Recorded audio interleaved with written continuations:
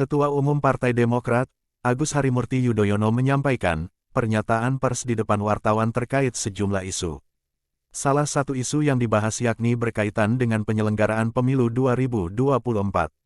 AHY awalnya bicara terkait tahapan pemilu 2024 yang kini sudah mulai berlangsung. Dia menyebut pada 2023 ini Indonesia memasuki tahun politik.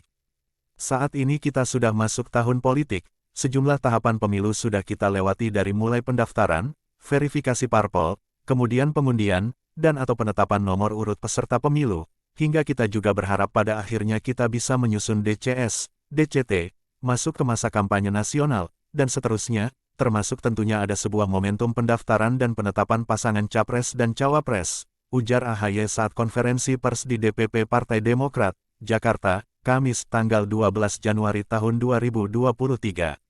AHY berharap, tahapan pemilu bisa berjalan dengan lancar hingga 2024. Dia juga meminta agar KPU dan Bawaslu bisa menjalankan amanah sebagai penyelenggara pemilu dengan independen dan netral.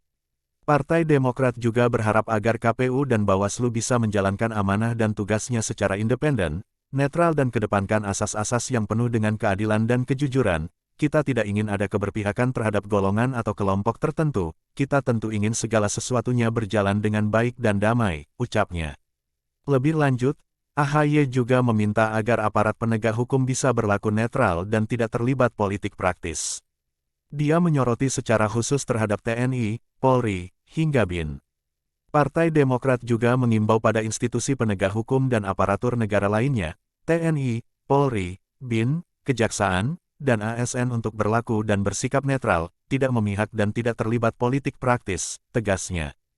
Dia pun berharap, agar pemilu 2024 tidak lagi memakan korban seperti pemilu 2019 yang lalu.